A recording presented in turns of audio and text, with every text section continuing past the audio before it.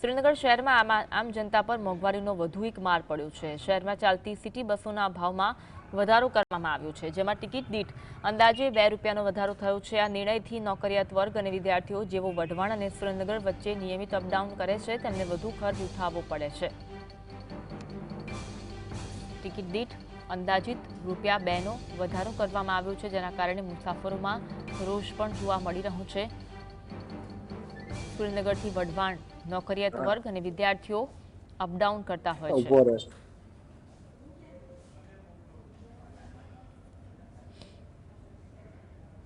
આજ અંગે વધુ વાત કરીશું। સંવાદદાતા ફઝલ અમારી સાથે લાઈવ જોડાયા છે। ફઝલ, જે ભાડામાં વધારો કરવામાં આવ્યો છે ₹2નો, તેથી નોકરિયાત વર્ગ હોય, વિદ્યાર્થીઓ, તે લોકોને હાલાકી પડી રહી છે, તે લોકોમાં રોષ જોવા મળી રહ્યું છે, શું કહેવું છે?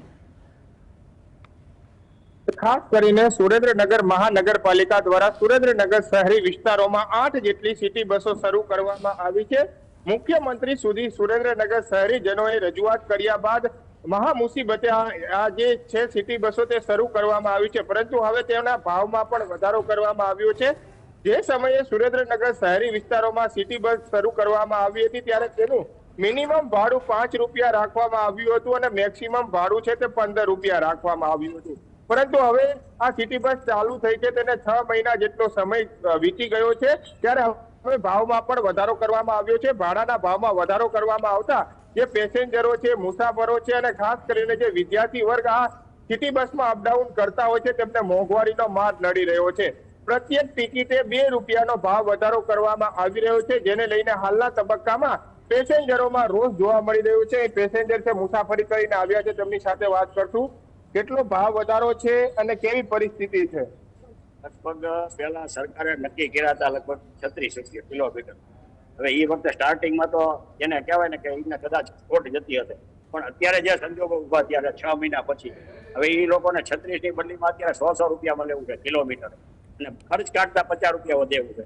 તો અત્યારે ભાવ વધારવાનું કારણ શું છે ખબર નથી ગેસમાં ભાવ વધ્યો કે નથી કોઈ વસ્તુમાં ભાવ વધ્યો, ખાલી સરકારની આ લોકોને નફો મળવા માંડ્યો એટલે જેમ નફો મળે એમ વધારે લોભ લાગ્યો છે એટલે અત્યારે ₹2 વધારી દીધા। જનસંખ્યામાં ડીબાના ચોકમાં ઉતરે પતરાવાળી એટલે ₹5 થાય, એના ₹7 થઈ ગયા। એવી રીતે વઢવાણના 10 હતા 12 થઈ ગયા, રનિંગ ભાવ 15 હતા એના 17 થઈ ગયા, એટલે બધામાં એવરેજ ₹2 વધારી દીધા બધી ટિકિટમાં। તો સાંજે કેટલા રૂપિયાનો પ્રોફિટ મળે એનું કોઈ નક્કી નથી। છતાંય આપણે એક કહી શકીએ કે એ લોકોને જો કદાચ આવવું હોય, અસંતોષ હોય, હવે તો પહેલા તો અસંતોષ હતો તો એવા છૂટા કરતા, અને અત્યારે તો આટલી બધી ફેસિલિટી મળ્યા પછી લોકોને આવી રીતે શા માટે ભાવ વધારે? એક તો છૂટાનો પ્રશ્ન હોય, કોઈની પાસે ₹2 છૂટાનો હોય, પાછા પૈસા આપે ને ન આપે ને અંદર બસમાં લપ થાય, એના કરતા 5ના 10 કરી નાખે એકારે તો એક મોંઘવારી વધી જાય।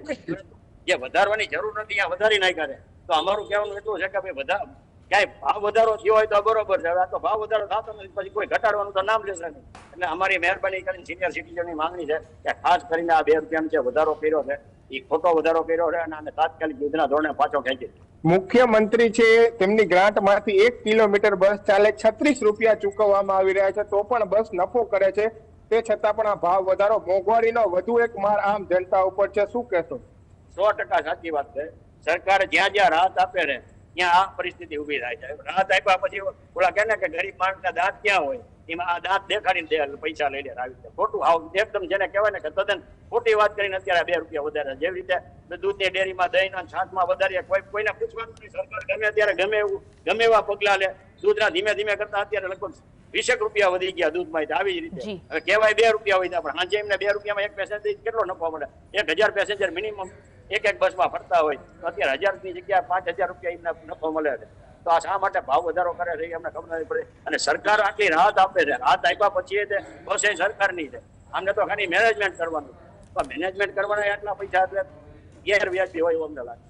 ખાસ કરીને જે ભાવ વધારો કરવામાં આવ્યો છે, તહેવારોના દિવસો પણ નજીક આવી રહ્યા છે, જન્માષ્ટમીનો પર્વ હોય, મેળો યોજાશે ત્યારે પણ આ બસોમાં ભીડ લાગવાની છે। તે સમયે જ આ ભાડામાં વધારો કરવામાં આવતા સ્થાનિક પેસેન્જરોમાં રોષ જોવા મળી રહ્યો છે। હાલના તબક્કામાં 8 જેટલી બસો શરૂ કરવામાં આવી છે અને રોજના હજારો પેસેન્જરો આ બસોમાં મુસાફરી કરતા હોય છે। રિક્ષા ભાડામાંથી રાહત મેળવવા માટે આ બસોમાં મુસાફરી કરતા હોય છે, પરંતુ હવે આ બસોમાં મુસાફરી કરવી પણ મોડી પડી રહી છે, કારણ કે રિક્ષા ભાડું છે તેટલું જ ભાડું હવે બસમાં માટે મજબૂર બનતા હોય એવું પરિસ્થિતિનું થયું છે એ 70 રૂપિયાનો ભાવ વધારો કરવામાં આવ્યો છે, ત્યારે આ ભાવ વધારો પરત ખેંચવાની માંગ પણ હાલ મુસાફરો દ્વારા કરવામાં આવી રહી છે. જી આભાર ફઝલ જોડાવા માટે અને માહિતી